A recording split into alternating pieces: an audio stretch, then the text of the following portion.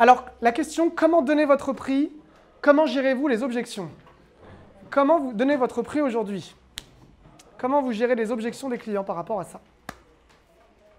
Alors, le prix d'un produit pour vous, le prix d'un service. Donc, séparer son identité personnelle de ce qu'on propose en termes de service ou de produit. C'est la première chose qu'il faut faire pour être à l'aise dans ce qu'on appelle le syndrome de l'imposteur. Je vous invite à le noter pour ceux qui l'ont. Le syndrome de l'imposteur. Je vous enverrai par la suite un article sur le sujet que j'ai écrit où il y a plus de détails, mais ça vient de deux choses dont on a parlé. Un, l'estime de soi, et deux, le fait de s'associer au produit. C'est vraiment faire une limite claire, c'est-à-dire ne pas prendre personnellement le nom ou l'objection. C'est-à-dire que ce n'est pas vous qui êtes visé en tant que personne, c'est le service que vous proposez. Il y a deux choses, il y a le service que vous proposez et il y a vous en tant que personne. C'est deux choses qui n'ont rien à voir. Et si vous associez le service que vous proposez à vous en tant que personne, c'est là où il y a un problème qui va se mettre en place, c'est que vous allez chercher la perfection du coup. Parce que, voilà, pour l'anecdote, j'étais dans une conférence la dernière fois, il y en a une qui me disait qu'elle avait fait 3 formations de coach, de thérapeute, d'hypnothérapeute. Et je lui dis, bah alors, est-ce que tu as des coachés, tu as des clients? Elle me dit non, j'attends d'abord de faire une formation en PNL et ensuite il faut que je fasse une autre formation en, je ne sais pas trop, je crois que c'était l'analyse transactionnelle, pour être prête. Donc là, on a fait un coaching individuel avec elle et ce qui s'est passé, c'est qu'on a travaillé sur en fait qu'elle n'a pas besoin d'être parfaite pour vendre parce que ce n'est pas elle qui est jugée. Ce qui intéresse le client, ce n'est pas qu'elle soit parfaite, c'est qu'on répond à son besoin. Et quelqu'un qui est très nul mais qui répond au besoin, on va quand même lui acheter son besoin. C'est-à-dire que par exemple, si moi je propose des post-it roses et que quelqu'un veut un post-it rose, ça peut être moi, ça peut être n'importe qui, c'est la même chose. La personne, ce n'est pas moi qui est visée, c'est le post-it. Si moi je propose à quelqu'un aujourd'hui la meilleure solution pour avoir plus confiance en soi, même si moi-même, en tant qu'individu, je ne suis peut-être pas forcément la meilleure personne au monde, si j'ai une solution immédiate et rapide et efficace pour ça à lui proposer, la personne prendra quand même parce que c'est ce qu'elle a besoin à l'instant T et c'est moi la personne qu'elle connaît qui est le plus efficace aujourd'hui pour répondre à ça. Donc c'est rare en fait les gens qui vont faire une analyse de marché en regardant les 2 millions d'offres pour tout comparer en fait. Les gens ils ont juste besoin de savoir que oui ou non cette personne peut répondre à leurs besoins. Une fois que la personne répond aux besoins, elles achètent parce qu'elles veulent quelqu'un qui répond à ses besoins. Et souvent le syndrome de l'imposteur il vient du fait que vous êtes centré sur vous et vous voulez répondre à 50 000 critères sur lesquels le client lui n'a pas d'intérêt et ne cherche pas à en avoir d'ailleurs. Donc vous argumentez et en fait c'est le trop d'arguments qui tue la vente comme je l'avais mis au début. C'est-à-dire que vous essayez d'en rajouter pour asseoir votre légitimité, alors que le client, il n'a pas besoin de savoir que vous êtes légitime, il a juste besoin de savoir que vous répondez à son besoin. Vous offrez un service. Bon, on va voir tout de suite ça. Déjà, il y a une façon de proposer, c'est de proposer de façon nette, claire et concise. Pourquoi il faut proposer de façon nette, claire et concise son prix et une date de démarrage? Parce qu'en fait, si on ne le propose pas comme ça, la personne, en fait, elle va dire « on va voir, on se tient au courant ». Et en fait, le problème ne vient pas de cette personne-là, il vient de vous. Parce qu'en fait, vous n'avez pas été clair dans votre vente. Je vous donne un exemple. Si, par exemple, je vends ces post-it, il y a deux façons. Vous me dites celle que vous préférez. Est-ce que tu voudrais acheter ces post-it un jour? Voilà.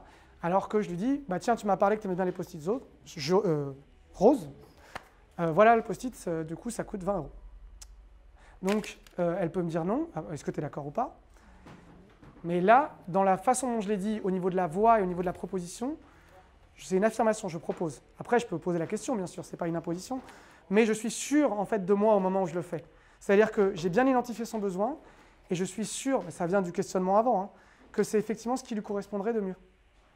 Mais ce n'est pas moi qui suis visé, elle peut me dire non, c'est pas grave, c'est tant pis, elle n'aura pas son post-it rose, elle pourra le prendre ailleurs, elle pourra le prendre avec quelqu'un d'autre. Mais moi, je l'ai proposé parce que j'étais sûr que c'est ce dont elle avait besoin. Vous voyez ce que je veux dire? Maintenant, pour répondre à ta question, tu disais que quand tu étais dans un magasin, du coup, il y avait des fois des gens qui… tu donnes un prix cher. Une cliente qui rentre et qui demande le prix de quelque chose directement. En fait. D'accord. Donc là, on va voir… Si quelqu'un venait te voir et qui disait « c'est combien ton coaching ?» Voilà. Donc ça m'arrive très souvent. Ça m'arrive extrêmement souvent. Et la réponse à ça, c'est qu'en fait, tu n'as pas fait parler la personne sur le besoin. Et c'est de bien séparer le besoin du moyen. Première erreur des consultants, accompagnants, coachs, thérapeutes. Ne pas séparer le besoin du moyen. Ils vont parler de comment je t'accompagne. Je vais te dire, moi, j'ai fait un diplôme de coach certifié HEC. Moi, j'ai accompagné 120 personnes. Moi. Mais toi, tu n'en as rien à faire de ça. Ça, c'est le moyen. Je pourrais dire, je suis thérapeute également. Je pourrais dire, je suis hypnothérapeute. Je pourrais dire, je suis spécialiste conseiller. Ça, c'est du moyen. C'est comment moi, je me suis préparé pour t'aider. Mais à la limite, comment je me suis préparé pour t'aider, tu n'en as pas grand-chose à faire. Parce que toi, ce qui t'intéresse, c'est ton besoin. Imaginons que tu veux avoir confiance en soi, pour reprendre le thème de Hugues. Tu as juste besoin de savoir si oui ou non, je peux te donner plus confiance en toi. Donc, pour reprendre la question, si la personne propose direct, tu lui retournes la question. Tu lui dis, bah, qu'est-ce qui vous intéresse dans ce produit d'abord? En fait, moi, je retourne la question systématiquement dans ce cas-là. Combien ça coûte le coaching? Bah, pourquoi tu veux prendre un coaching déjà? Avant de savoir le prix. Parce que moi, je peux te faire... et je reviens sur le sur-mesure. Moi, je te fais quelque chose qui correspond à toi. Donc déjà, dis-moi ce que tu veux, toi. C'est-à-dire qu'en fait, la personne, je ne veux pas la laisser m'embarquer dans un truc de je veux être le prix, je veux être le prix, parce que si je ne sais pas ce qu'elle veut, et je lui dis, je ne sais pas ce que tu veux pour l'instant, je suis honnête. Je ne vois pas pourquoi je te dirais le prix tout de suite, je ne sais même pas ce que tu veux encore. Qu'est-ce qui t'intéresse dans ce produit? Et je vais même lui dire, il y a plusieurs prix, ça dépend de ce que vous cherchez, ça dépend de ce que vous voulez. Alors, la prochaine étape, en général, en consulting, c'est un rendez-vous clair, avec une date, une heure, un lieu. Donc concrètement, ça revient comme ça pour les consultants ici. On a discuté, une demi-heure, je lui dis, donc du coup, bah voilà, on est d'accord, du coup, tu veux améliorer, on n'a qu'à dire vaincre tes peurs, voilà, par exemple. Ce que je te propose, c'est qu'on se donne rendez-vous, bah, t'es dispo quand, mardi ou mercredi. Donc c'est clair, c'est pas on se tient au courant. Parce que si vous faites ça, ça parle de vous, encore une fois. Ça parle du fait que vous n'êtes pas sûr, en fait, de vouloir démarrer. Alors, je vais juste aller assez rapidement pour qu'on puisse répondre aux questions. Donc il faut être convaincu pour être convaincant. Ça paraît d'une évidence, mais... Et plus vous allez travailler sur votre directivité, plus ça souligne en fait votre légitimité en dessous. C'est-à-dire que quelqu'un qui est directif, on ne parle pas d'imposer, hein, mais directif, qui est sûr de lui, en fait, plus moi j'ai travaillé le fait d'être sûr de moi, moins j'avais d'objections. C'est-à-dire que la personne sentait en face que si je le disais avec conviction, bah, c'est vraiment que j'y crois. Vous voyez? Alors pourquoi le client fait des objections d'après vous? Pourquoi il dit c'est trop cher? Pourquoi il dit je ne sais pas? Ça vient de quoi d'après vous? Donc pour moi il y a 4 points. Donc le fait de se méfier. Il y a le fait que la personne, il lui manque des infos souvent. Deuxième point, elle ne comprend pas les bénéfices, c'était ton cas. Elle demande un truc mais elle ne sait même pas ce qu'elle va obtenir, elle veut juste avoir le prix. L'insécurité, c'est-à-dire qu'il y a un risque en fait, surtout en France, puisque pour reprendre ta question Andrea, il y a quelque chose qui la met insécure. Donc moi quand je vois quelqu'un qui est gêné, je lui dis bah, pourquoi en fait, qu'est-ce qui te gêne? Je vais verbaliser la gêne. Et en fait la résistance au changement, elle a peur de changer. Donc c'est-à-dire qu'elle veut changer mais elle en a peur. Donc là il faut que je la rassure sur le fait que ça va bien se passer. Que t'inquiète pas, ça va être progressif, on va vraiment, je vais m'adapter à ton rythme, ça va être très progressif. Et ça c'est vraiment les peurs que j'ai observées le plus en France, en tout cas avec mes coachés. Alors, le client, il fait une objection, ça montre pour moi, ça c'est mon interprétation, son intérêt, parce que s'il dit par exemple, je ne sais pas trop, pour moi ça montre que déjà s'il est là et qu'il continue à parler avec moi, il est intéressé, il y a un truc qui bloque. Je co-construis avec lui et c'est un signe positif pour moi. Alors, maintenant, on en a déjà parlé, je vais vous proposer de dissocier dans les objections les faits des émotions. Quand je dis « je dois payer pour un conseil, c'est scandaleux », dans cette phrase, qu'est-ce qui est un fait, qu'est-ce qui est une émotion? J'en ai marre, c'est une émotion, et je dois y aller, c'est un fait. Donc, si je vous parle de ça, c'est parce qu'il faut vraiment dissocier les deux, les faits des émotions. Les faits, on va les traiter sur le fond, c'est-à-dire que si la personne elle a besoin de gérer ça, c'est vraiment sur le fond qu'on les traite. Alors que l'émotion, c'est beaucoup plus sur le ressenti et la connexion avec la personne. Vous vous rappelez, on a parlé de la relation de confiance, donc c'est mettre à l'aise la personne.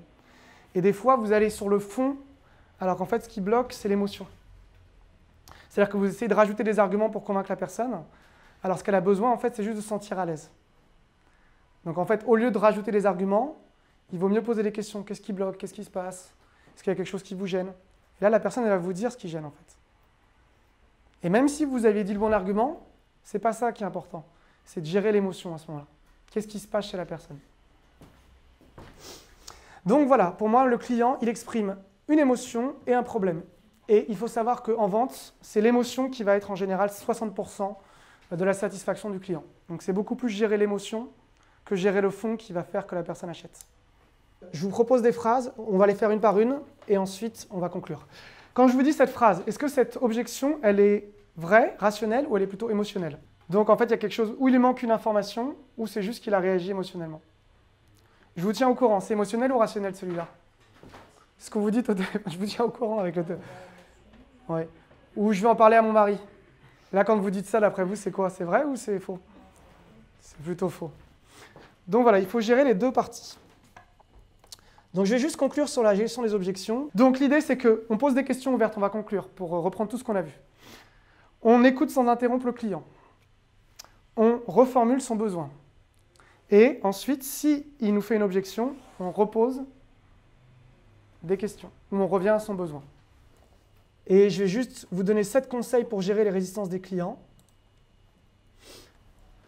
Alors, comme par exemple, oui, mais est-ce que tu es vraiment bon ou c'est trop cher pour moi, par exemple? Le premier, c'est laisser le client libre. C'est-à-dire que vous allez lui dire, écoute, c'est ton choix, de toute façon, tu le fais pour toi. Tu ne le fais pas pour moi. Et ça vient avec le fait de se dissocier de ce qu'on vend. C'est pour vous que vous le faites, c'est pas pour moi. Donc, est-ce que vous en avez vraiment envie? Le fait de le laisser libre, c'est vraiment très, très efficace. C'est vraiment pour moi le plus efficace. Et revenir à son besoin. Vous verbalisez quand il y a une gêne. Au lieu d'essayer de désamorcer la gêne, vous verbalisez. Vous dites, bah, je sais pas, j'ai l'impression qu'il y a quelque chose qui bloque. Est-ce que tu peux me dire qu'est-ce qui se passe? Ensuite, il y a le fait de ne pas argumenter quand ça bloque, parce que vous avez vu l'effet de l'argumentation, vous vous rappelez? Assumez le fait de ne pas savoir. Si vous ne savez pas, essayez pas d'inventer. Vous dites ça, je ne sais pas, faut voir. Moi, ce que je fais, c'est ça, mais ça, je ne sais pas. C'est mieux que d'essayer d'en rajouter. Et ça vient souvent d'un rapport de force, c'est-à-dire trop d'objections.